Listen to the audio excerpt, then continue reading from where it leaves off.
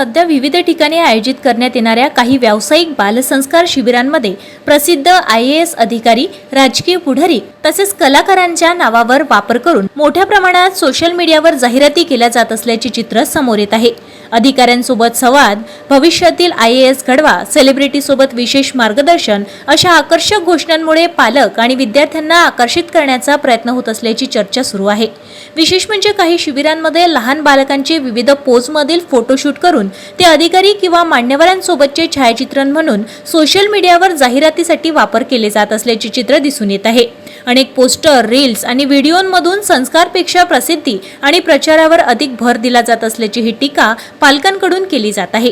काही पालकांच्या मते मुलांना शिबिरात पाठवताना दर्जेदार मार्गदर्शन, नैतिक मूल्ये आणि व्यक्तिमत्व विकासाची अपेक्षा असते।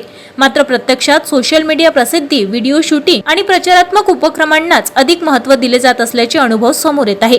त्यामुळे बालसंस्कार ही संकल्पना व्यावसायिक स्पर्धेत अडकत चालल्याची भावना व्यक्त होत आहे। शिक्षण क्षेत्रातील जाणकारांच्या मते कोणत्याही शिबिरात मुलांना सहभागी करण्यापूर्वी आयोजकांची पार्श्वभूमी, उपक्रमांचा दर्जा, मुलांच्या सुरक्षतेची काळजी आणि जाहिराती दाव्यांची सत्य तपासणे आवश्यक आहे।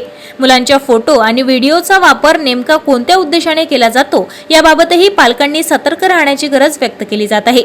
संस्कार हे कॅमेऱ्यासाठी नव्हे तर मुलांच्या उज्ज्वल भविष्यासाठी असतात, ही भावना अनेक सुजाण नागरिकांकडून व्यक्त होत आहे।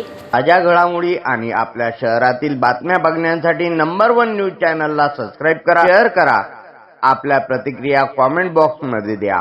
आपल्या बातम्या नंबर 1 न्यूज चॅनलवर बघण्यासाठी 99 21 58 96 63 या व्हॉट्सअपवर मेसेज करा।